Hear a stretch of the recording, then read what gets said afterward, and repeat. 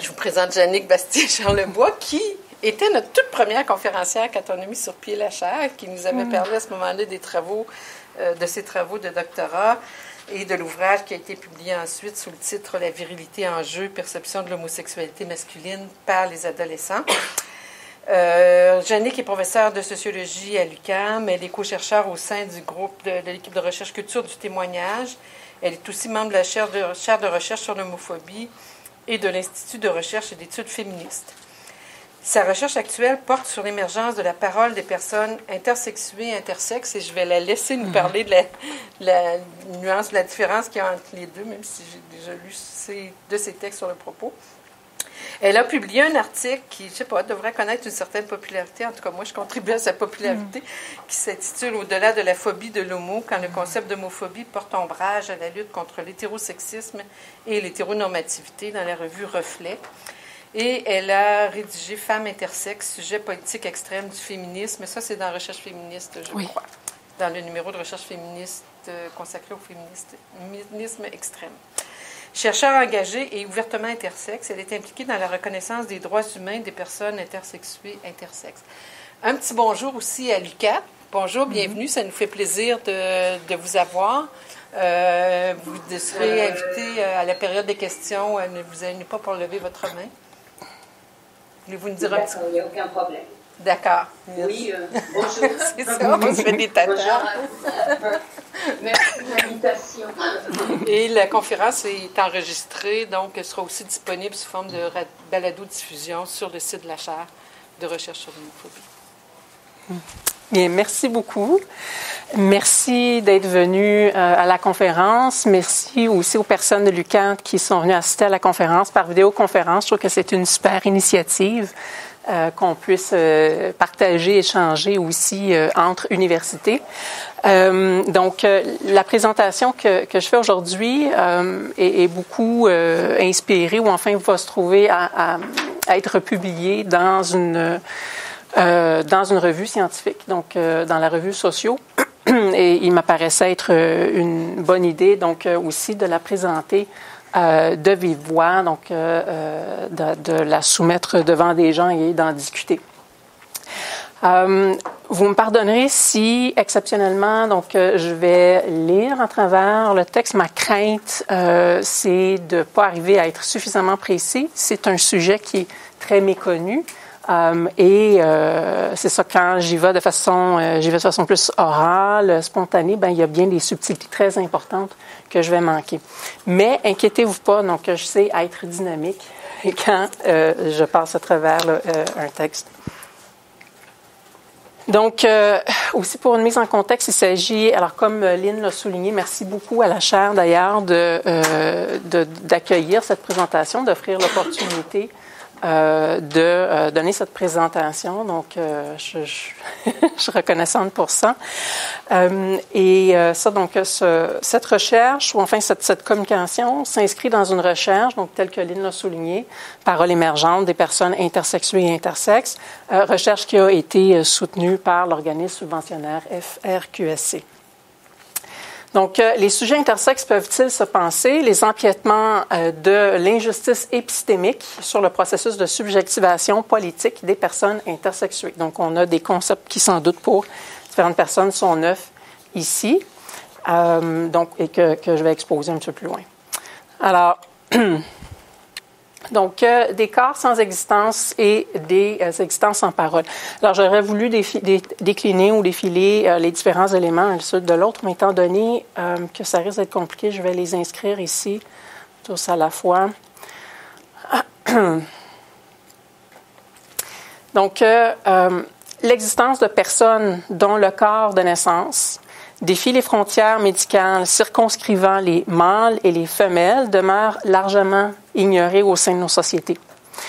Elle se réduit principalement aux mythes et aux imaginaires en la figure de l'hermaphrodite ou du troisième sexe, nourrie de la plume d'écrivains ou de projets artistiques divers. On a d'ailleurs ici la représentation traditionnelle de l'hermaphrodite endormi qui pour moi est très parlante. La vague mémoire du récit d'Herculine Barbin et des personnages d'exhibition de monstres, donc dans les fameux freak shows, qui disparaissent progressivement au début des années 50 ou 1950, ne font que s'y évanouir, étant insuffisants pour ébranler les convictions selon lesquelles les corps se donnent nettement à voir comme bicatégorisés par sexe. Et ça, c'est une expression de Krauss. La médecine qui cueille dès les 18e et 19e siècles les hermaphrodites comme objet privilégié d'investigation dans son projet de localisation de marqueurs absolus du sexe demeure la seule institution à maintenir une connaissance de la variété des corps sexués. Après la Seconde Guerre mondiale, une série de changements institutionnels et de développement technologique lui permet d'entreprendre d'effacer ce qu'elle pose dans l'entre-deux des normes mâles et femelles. Avec l'acquisition d'une exclusivité sur les accouchements, la déférence du milieu juridique au jugement médical en matière de détermination de la légitimité des interventions, de même qu'avec le développement d'hormones de synthèse et de techniques d'intervention chirurgicale sur les nouveau-nés, les conditions sont réunies pour permettre la mise en place de modifications corporelles systématiques sur les enfants intersexués. Rapidement, un protocole de correction, en guillemets, et de de conformation des corps d'enfants aux standards corporels, identitaires, comportementaux et sexuels hétéronormés est développé et essaime en Occident, porté par le prestige de l'institution lui ayant donné naissance, l'Université médicale Johns Hopkins. Alors, vous noterez, je vais dire intersexué, entendez la parenthèse, et des fois je vais dire intersexe, et là ça sous-tend une dimension politique. Donc, plus spécifiquement, la nuance est la suivante. L'expression personne intersexuée désigne l'ensemble des personnes qui dérogent aux figures développementales normatives mâles et femelles qui sont créées par la médecine et susceptibles d'être corrigées par celle-ci, donc par la médecine durant la tendre enfance ou à l'adolescence. Quant à celle de personnes intersexes, elle représente les personnes intersexuées ayant conscience de faire partie d'un groupe de personnes ayant subi la même invalidation médicale, adoptant une vision positive et non pathologisante de leur corps et affirmant une identité politique. Bon, je pourrais décortiquer encore plus, mais ce n'est pas l'objet de cette présentation. Alors, suivant la politique de secret instaurée par le protocole de Johns Hopkins, seul le cas Reimer obtient une certaine visibilité à titre de démonstration de la théorie défendue par un de ses artisans centraux, John Money. Les chercheurs féministes ont au fait de s'inspirer de cet exemple pour étayer la thèse de la construction de l'identité et des comportements de genre. Dans les années 1990, suite aux publications critiques de Kessler et Fausto-Sterling, qui ont suivi de plus près les travaux initiaux de Money et sont informés de la prise en charge intersexe, l'existence d'intersexuation est saisie pour démontrer le caractère construit de la sexuation des corps ou sinon la logique hétérosexiste derrière leur correction. Dans les quelques écrits savants francophones des sciences sociales abordant l'intersexuation, on ne fait sauf exception qu'une mention de passage d'immobilisation intersexes. Elle y apparaît d'abord comme une série de corps sans parole soutenant les projets politiques féministes et queer. Suivant l'émergence des luttes des personnes intersexes dans les années 1990, les médias prêtent une attention progressive à leur situation sociale. Observant les critiques de la prise en charge médicale qu'elles formulent, journalistes et documentaristes interpellent les professionnels médicaux sur le sujet pour recueillir leurs réponses et propres perspectives. Or, ces derniers récusent ces critiques, les critiques intersexes, en avançant surtout que les personnes intersexes s'exprimant dans l'espace public ne savent pas de quoi elles parlent, qu'elles ne détiennent pas de données probantes pour appuyer leurs affirmations ou qu'elles ne seraient pas représentatives de la majorité des personnes intersexuées qui, selon eux, seraient satisfaites. La présence d'un très faible nombre de personnes intersexuées francophones dans les médias peut effectivement semer le doute quant à l'existence d'un consensus entre personnes intersexuées à l'égard des modifications de sexe non consenties et non thérapeutiques auxquelles elles sont soumises. Au regard de la capacité usuelle d'acteurs et de mouvements sociaux à émerger en nombre, on peut s'interroger sur cette quasi-absence. Et la question que j'ai posée ici et à laquelle je tente de répondre, c'est comment alors comprendre la faible présence de paroles ou de perspectives intersexes dans l'espace public. Et pour ça, il est pratique d'avoir accès à des concepts qui sont développés notamment par de Gaugelhac, Fricker, un peu aussi par Young. Est-ce que c'est ici? Non, OK. Donc, alors, ma démarche, ancrée dans une sociologie de l'intervention reconnaissant une capacité de production de changements sociaux aux acteurs collectifs, la réflexion que j'entreprends est attentive aux conditions permettant ou inhibant la subjectivation politique des personnes intersexuées ou leur émergence comme sujet-acteur. Conformément aux analyses sur la subjectivation, les individus doivent préalablement développer une réflexivité sur leur expérience et reconnaître l'empreinte de la socialisation, les rapports et conflits sociaux qui l'orientent, ainsi que les positions qu'ils y occupent. Ainsi, selon de Gaugelhac, un sujet-acteur a-t-il initialement été sujet social, c'est-à-dire se reconnaître, se savoir faisant partie d'un groupe social, avant d'être sujet existentiel, donc développer une individuation, et sujet réflexif, développer des réflexions critiques sur la position qu'on occupe, qui est condition préalable de la politisation. C'est par le développement de lectures critiques que des alternatives peuvent être envisagées et promues. Cependant, l'injustice épistémique que subissent les groupes opprimés constitue un frein. Fricker, qui a développé ce concept amplement discuté en philosophie politique et qu'on gagnerait à connaître en francophonie, le décline en injustice testimoniale et en marginalisation herméneutique. Donc, il y a deux volets à cette injustice épistémique. Alors, l'injustice testimoniale survient lorsque des préjugés incitent un auditeur à attribuer un degré de crédibilité moindre aux paroles d'un locuteur. Ces préjugés ciblent l'appartenance du locuteur à un groupe social dont on doute consciemment ou inconsciemment de la capacité cognitive à produire des observations justes et des analyses adéquates des conditions sociales qu'il connaît et du monde dans lequel il vit. Loin de n'être que de simples préjugés individuels se développant aléatoirement, ils suivent la répartition des parts dans l'économie de la crédibilité. C'est aussi un concept qui est très intéressant, l'économie de la crédibilité. Les membres de groupes opprimés souffrent souvent d'un déficit de crédibilité, là où les membres de groupes dominants jouissent d'un excès, leur perspective étant plus promptement considérée comme vraie, neutre, détachée et objective. Cette répartition des parts dans l'économie de la crédibilité découle de l'accès différentiel aux moyens d'interprétation et de communication. Par exemple, l'accès au Parlement, à la Cour de justice, les médias, l'université, les industries culturelles, etc. Ferme la parenthèse. C'est faciliter donc cette répartition des parts, ou enfin l'accès aux moyens d'interprétation de communication, c'est faciliter ou inhiber selon les ressources matérielles collectives d'un groupe social, ainsi que le degré de reconnaissance sociale dont il dispose. Donc, avec plus de ressources, c'est plus facile d'être représenté au Parlement, c'est plus facile aussi d'évoluer, d'obtenir des formations, puis d'évoluer au sein du système de justice, du milieu universitaire, et ainsi de suite. Loin de n'être qu'une barrière à la circulation d'idées émises, l'injustice testimoniale exerce également un effet en amont. Elle mine la confiance et le courage intellectuel. La confiance de suivre et d'approfondir certaines pensées, ainsi que le courage de les défendre devant l'adversité. De plus, les rapports sociaux inégaux empiètent sur les ressources herméneutiques partagées.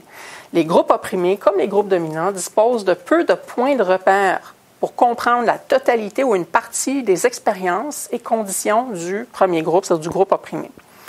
Dans la position du groupe social opprimé, elle devient une marginalisation herméneutique puisque, et là j'ouvre la citation pour citer Fricker, des dimensions importantes de leur vie sociale sont absentes des cadres de compréhension collective.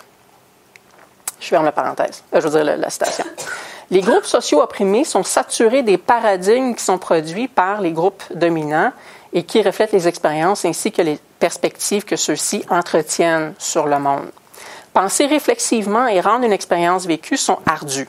Et je cite encore, « Le sujet est placé dans une situation d'incapacité de rendre intelligible ou de communiquer intelligiblement quelque chose qui est dans son intérêt de pouvoir rendre intelligible.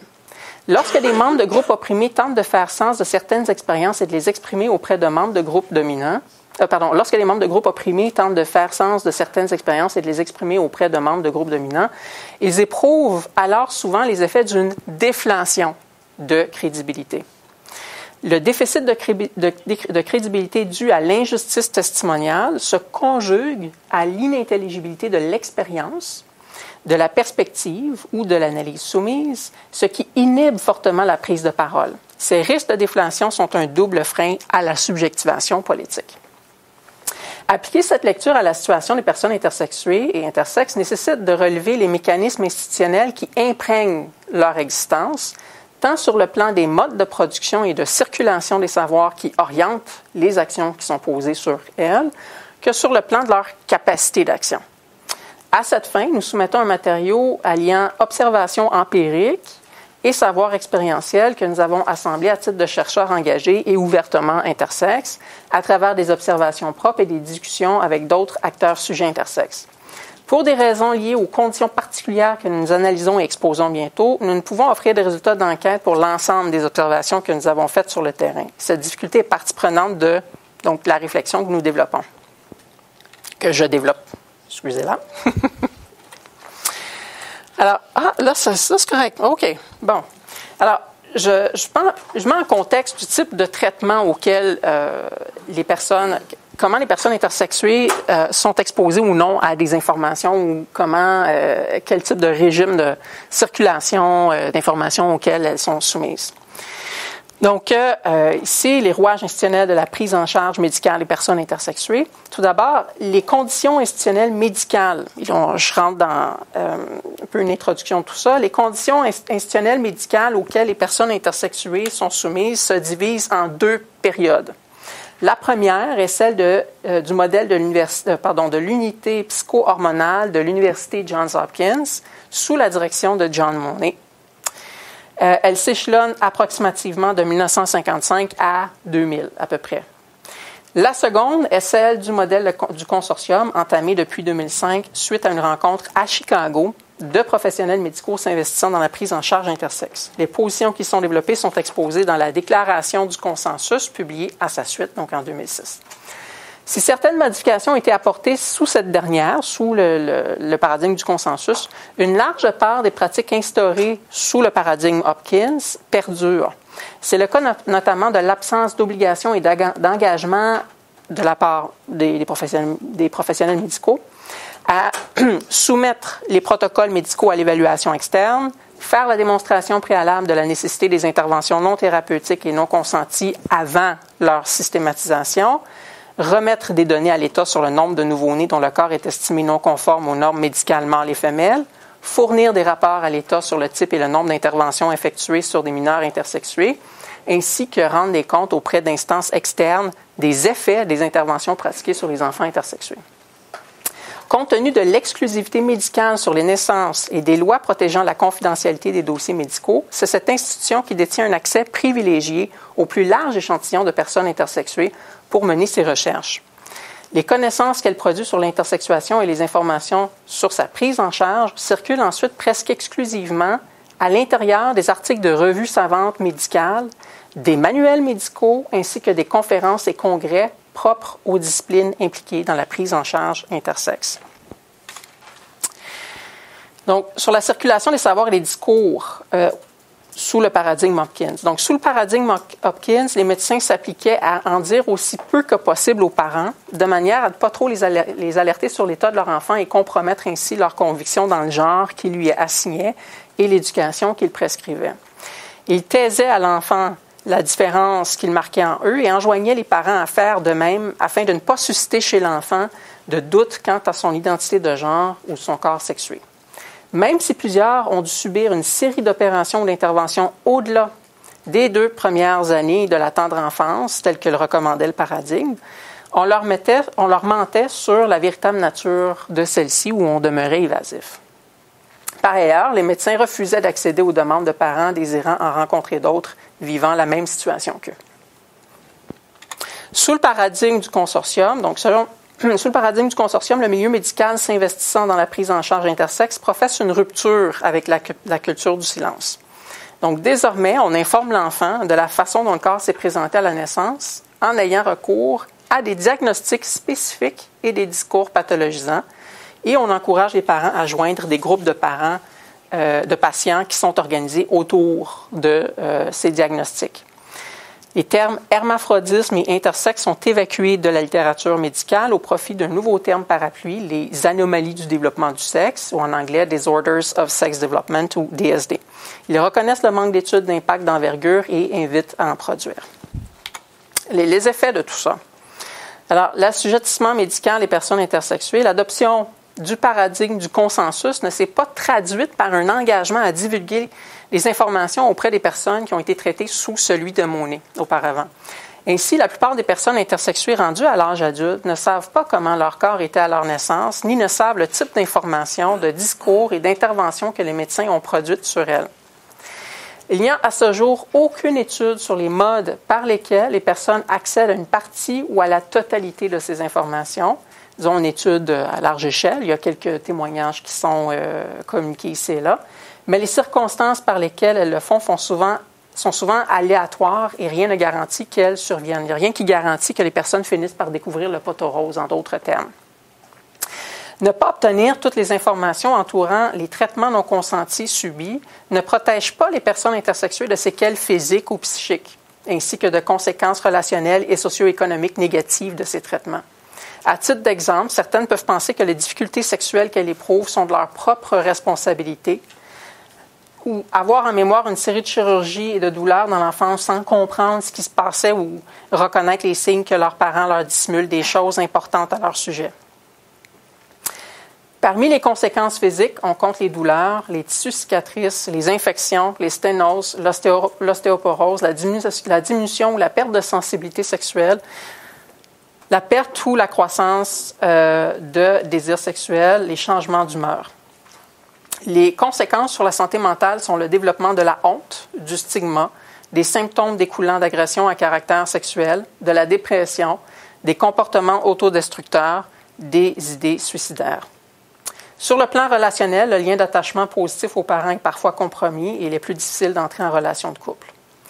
Quant au cheminement socio-professionnel, il est compromis chez plusieurs personnes intersexuées qui n'ont pas pu compléter leur scolarité. Ceci résulte notamment du fait de se retrouver souvent en convalescence pendant l'été, là où les amis jouent, s'amusent et tissent des liens. Par conséquent, les personnes intersexuées sont plus nombreuses à connaître la pauvreté que les personnes non intersexuées. D'ailleurs, il y a une étude qui vient de paraître à ce sujet, la première étude de plus grande envergure qui a été menée par des organisations communautaires en Australie. Les personnes intersexuées ont souvent à tenter de faire sens de leur corps, de leur identité, des silences et de ce qui leur a été fait, ou des indices qui leur ont été légués, en l'absence même de grille de lecture. Nos sociétés entament à peine le développement d'un discours sur l'existence de personnes intersexuées, ainsi que sur les interventions qu'elles subissent.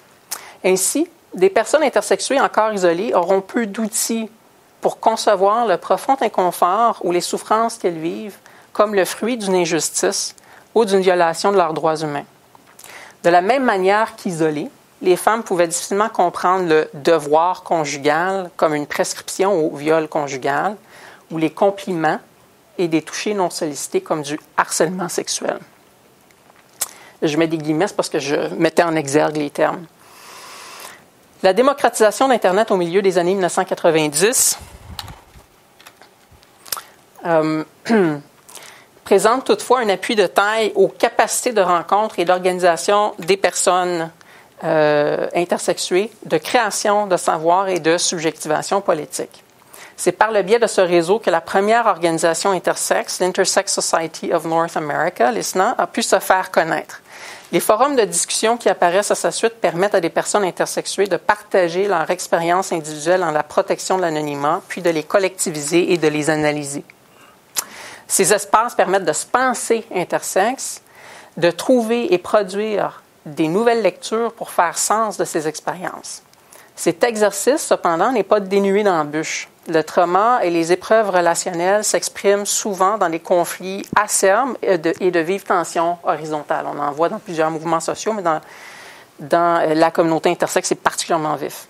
À ce jour, il n'y a, sauf à Malte, aucune législation protégeant les droits humains des personnes intersexuées à l'autodétermination, et très peu de structures de soutien psychosocial adaptées, ainsi que d'organismes communautaires ou associations par et pour les personnes intersexuées, tout particulièrement dans la francophonie.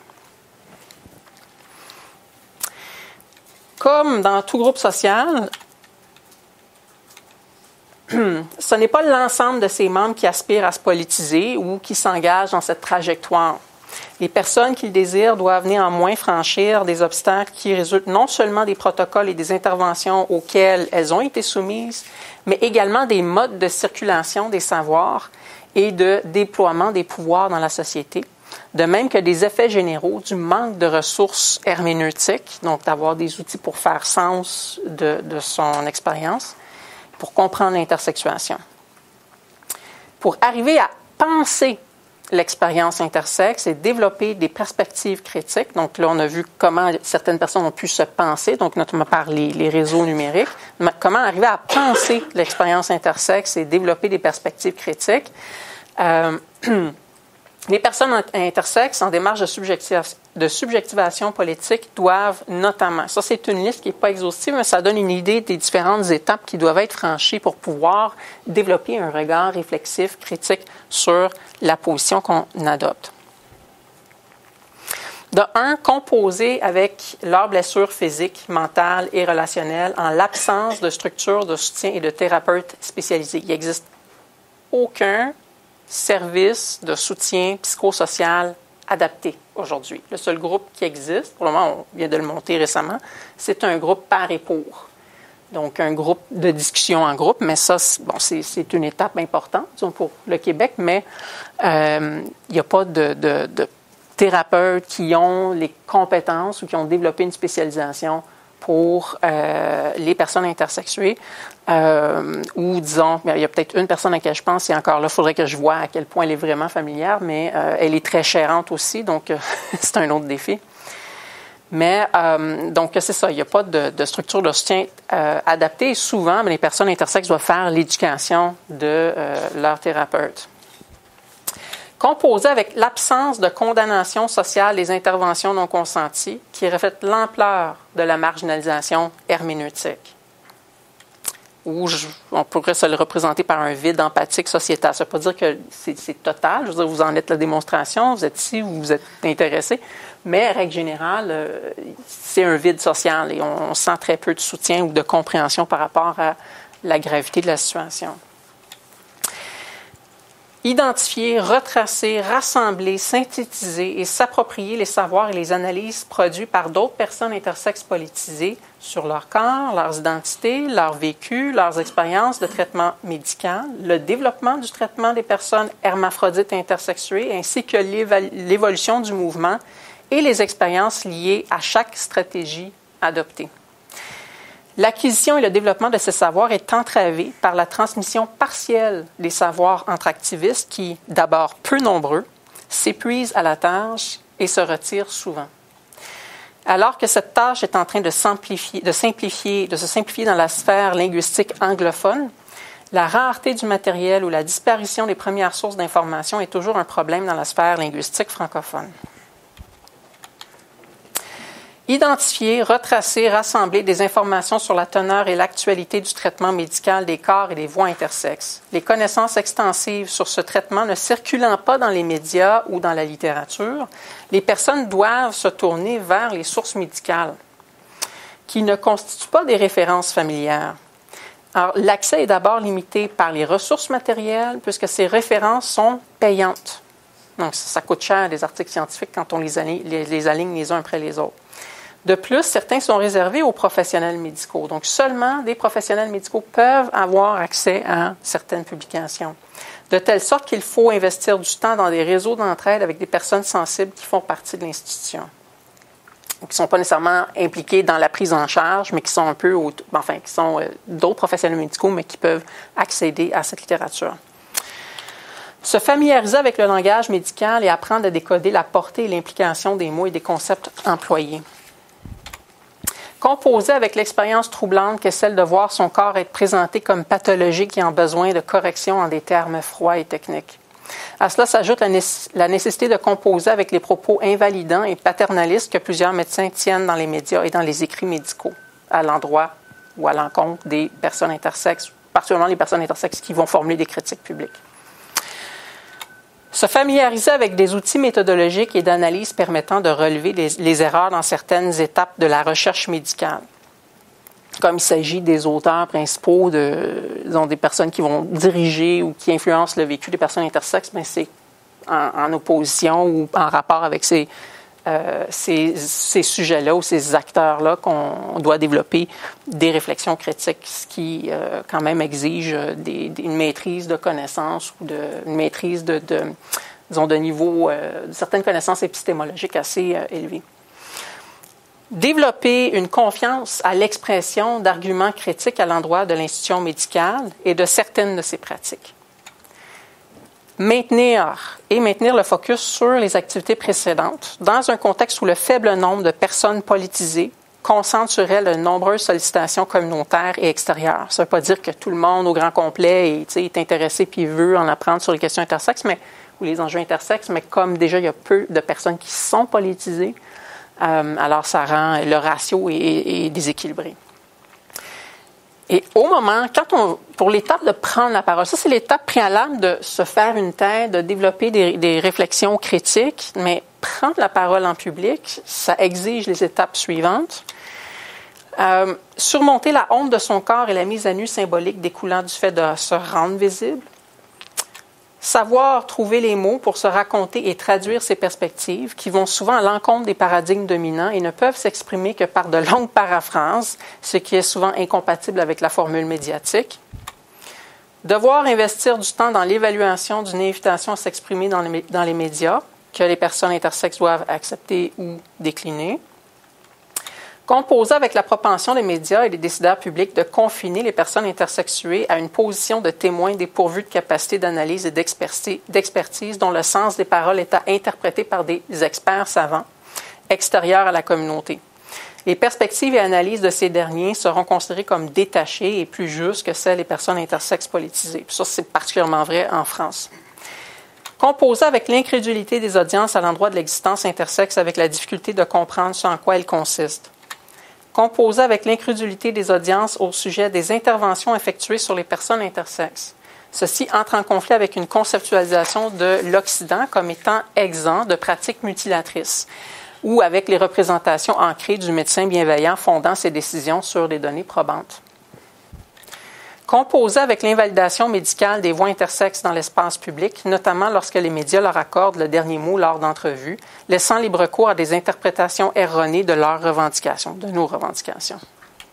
Composer avec l'incrédulité des audiences lorsqu'on fait part de l'invalidation médicale, c'est-à-dire des façons dont ils traitent la parole intersexe. À l'expérience déshumanisante de l'invalidation médicale des analyses intersexes s'ajoute celle de beaucoup d'observateurs. Et composer avec le manque d'informations, d'observateurs, sur les particularités du contexte et la teneur du langage subtil qui est récemment développé par le milieu médical.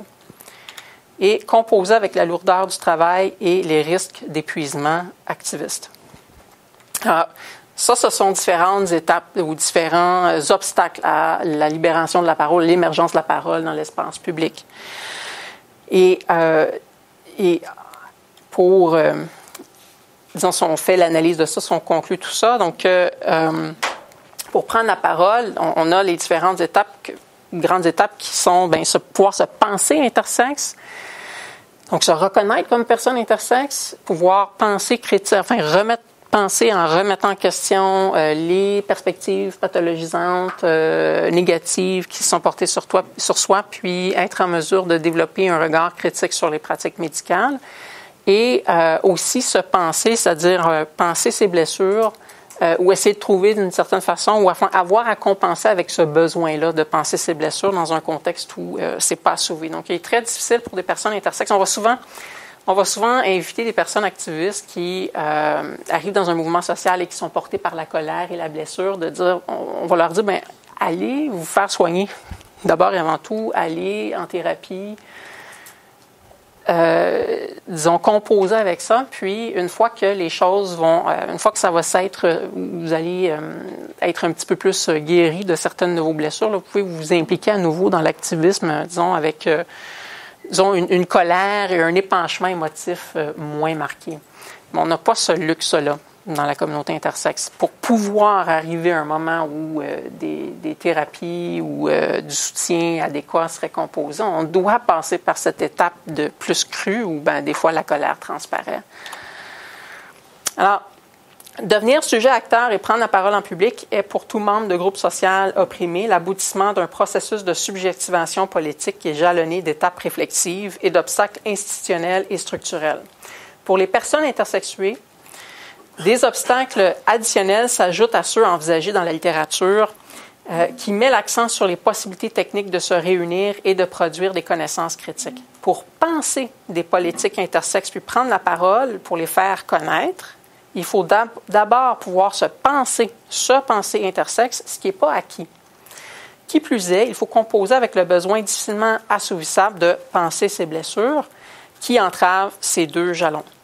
Les personnes intersexes ou intersexuées existent peu comme sujet social. La médicalisation et la socialisation étant parvenues dans de nombreux cas à effacer de leur conscience les traits avec lesquels elles sont nées, ainsi que le marquage d'intersexuation qui a précédé cet effacement. Donc, comment des médecins ont constaté qu'ils sont devant un corps intersexué.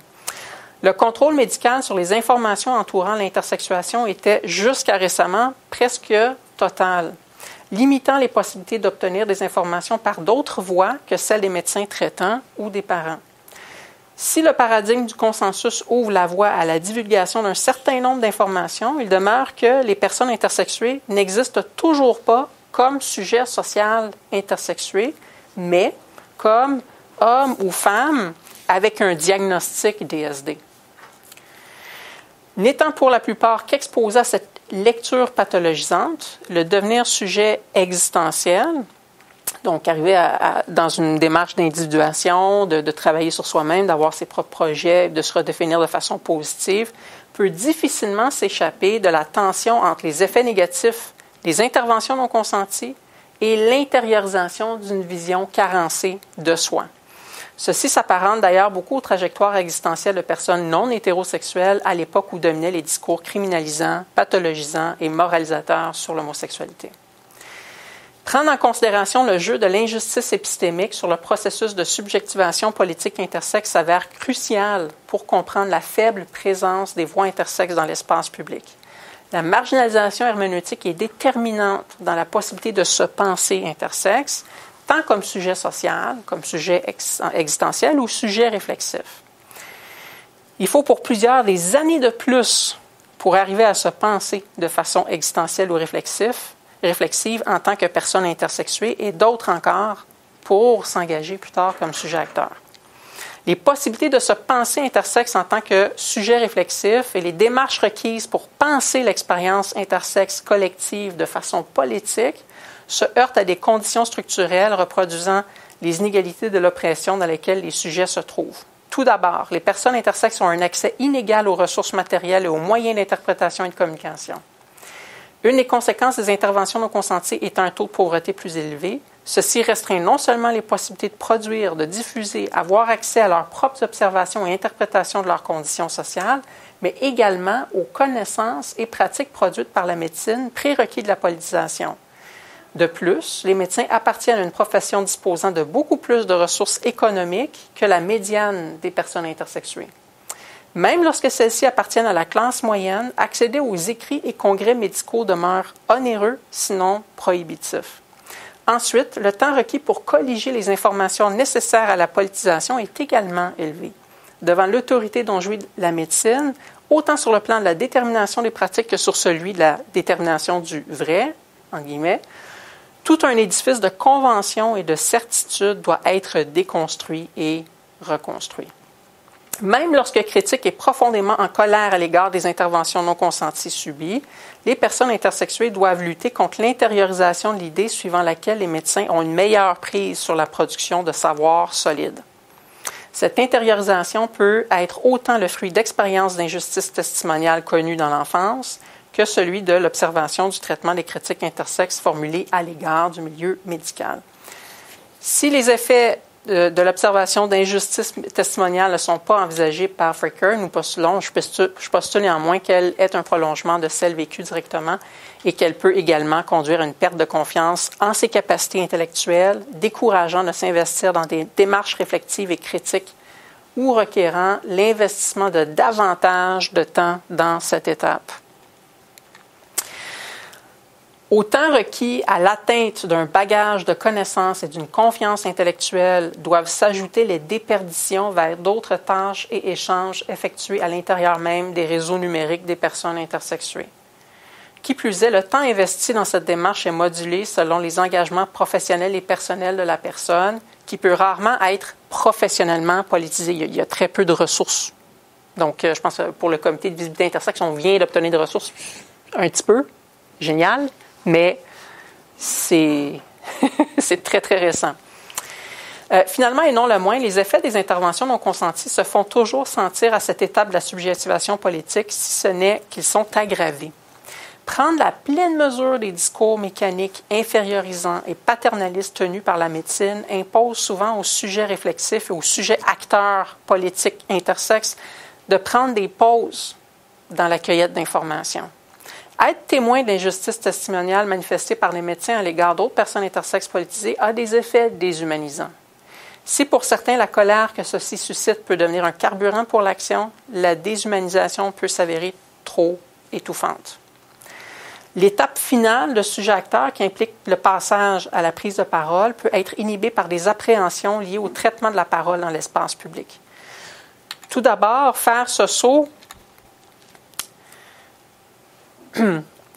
requiert de surmonter un lourd apprentissage du stigma et de la honte, même lorsqu'on a développé une relecture positive de son corps d'origine.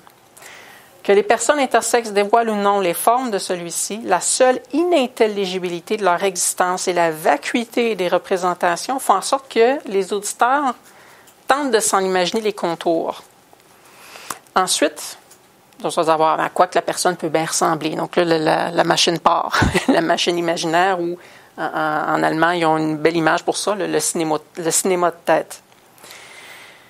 Ensuite, les personnes intersexes savent déjà la part défavorable qu'elles détiennent dans l'économie de la crédibilité et redoutent de subir la douleur d'invalidation, et ça dans une mise en visibilité exposant une dimension intime de soi. Non seulement ceci s'apparente-t-il à l'expérience de victimes d'agressions à caractère sexuel déboutées car elles s'en prennent à des figures respectées, mais il s'agit d'une aggravation de plus à celle subie par les interventions non consenties, ainsi qu'à celle du traitement déshumanisant des perspectives d'autres activistes auxquels ils s'identifient déjà.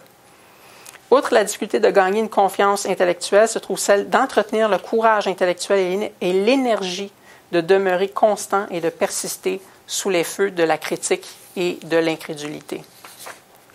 Les personnes intersexes politisées savent que les médias offrent souvent le dernier mot aux membres d'équipes médicales s'investissant dans la prise en charge intersexe et que les perspectives de ces dernières sont souvent reprises de façon non critique.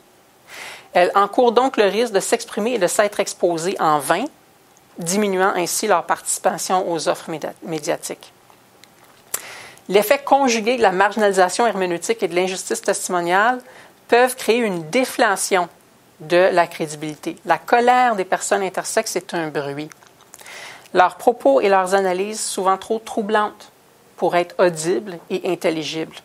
Les personnes intersexes qui, malgré tous ces obstacles, ont trouvé les ressources de prendre la parole en public, doivent ensuite se démêler avec les demandes irréalistes du corps médical, de certains médias et du monde universitaire.